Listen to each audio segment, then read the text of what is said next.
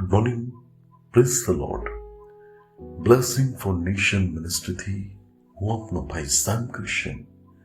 ઈશ્વર પિતાએ આજે આપણને આપેલા આજના એક નવા સુંદર દિવસે આપને પ્રભુ ઈસુ ખ્રિસ્તના નામમાં પ્રેમી સલામ પાઠવું છું.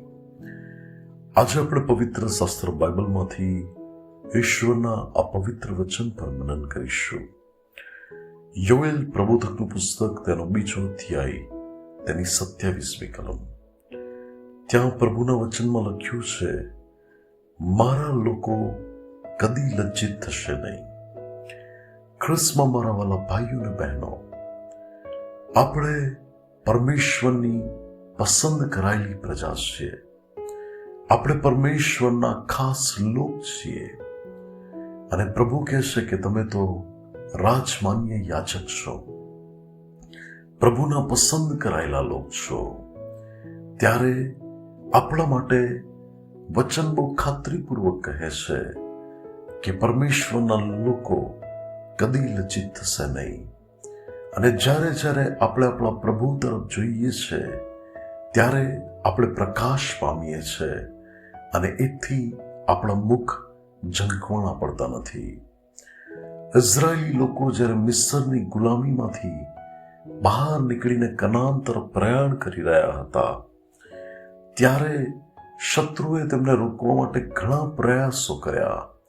ઘણી બધી એવી પરિસ્થિતિઓ તેમની સામે આવી, પરંતુ પરમેશ્વર તેઓના શત્રુઓની સામે થઈને લડ્યા અને પરમેશ્વરે તે લોકોને અદ્ભુત રીતે વિજય આપ્યો કે જ્યાં શત્રુ હારે અને પ્રભુના લોકો જીતે. પ્રભુએ લાલ સમુદ્રના 2 ભાગ કરીને જબરા પાણીમાં પણ રસ્તો કર્યો કે પરમેશ્વરના લોક લજ્જિત ન થાય, પરંતુ તેઓ માનભેર ત્યાંથી બહાર નીકળ્યા અને એ ગુલામીમાંથી તેમણે છુટકારો પ્રાપ્ત કર્યો. વલાઓ, હિન્દી અનુવાદ એવું કહે છે આજના વચનમાં, મેરી પ્રજા કી આશા ફિર કભી ન તૂટેગી. આપણે પરમેશ્વરના લોક તરીકે ઘણી બધી વખત વચન નહીં જાણવાને કારણે આપણે જીવનમાં એક હતાશાથી ભરાયેલું અને નાસીપાસ થનારું જીવન ધારણ કરી લઈએ છીએ. પરંતુ જેઓ જાણે છે કે હું પ્રભુનું સંતાન છું અને મારી આશા કદી તૂટશે નહીં, પરમેશ્વરના જન તરીકે હું લજ્જિત નહીં થઉં, ત્યારે એ પરિસ્થિતિમાં એ વ્યક્તિ તો સફળતા અને પરમેશ્વરની કૃપામાંથી આગળ વધે છે. વલાઓ, આ વર્ષની અંદર જ્યારે અમારી આગળ ચર્ચ બિલ્ડિંગ પ્રોજેક્ટ હતો, અમે આ 4 વર્ષની સેવકાઈની બાબતમાં કેટલા બધા એવા ફેઝમાંથી પસાર થયા, પરંતુ એ બધા ફેઝમાં તો જાણે કે પ્રભુએ અમારા મુખને લજ્જિત નહીં થવા દીધું. અમારી પાસે પ્રભુ ભવન માટે કોઈ જગ્યા નહીં, ત્યારે અમે કેવી રીતે એક તબક્કા પછી બીજા તબક્કામાં, બીજા તબક્કા પછી ત્રીજા તબક્કામાં અલગ અલગ જગ્યા પર મૂવ થતા હતા.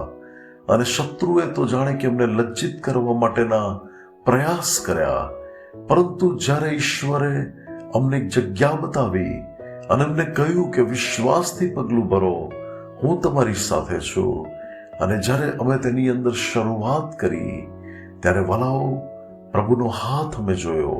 પ્રભુ જે રીતે કાર્ય કરી રહ્યા હતા એ બાબત અમે જોઈ.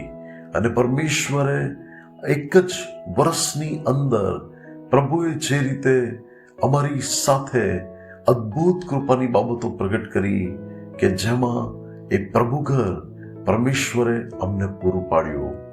અને વલાઓ, આજે મારો જન્મદિવસ છે, પરંતુ પાછલા વર્ષની જો મારી યાત્રાને જો તો પ્રભુએ સેવાના ક્ષેત્રમાં મને લજ્જિત નથી થવા દીધો.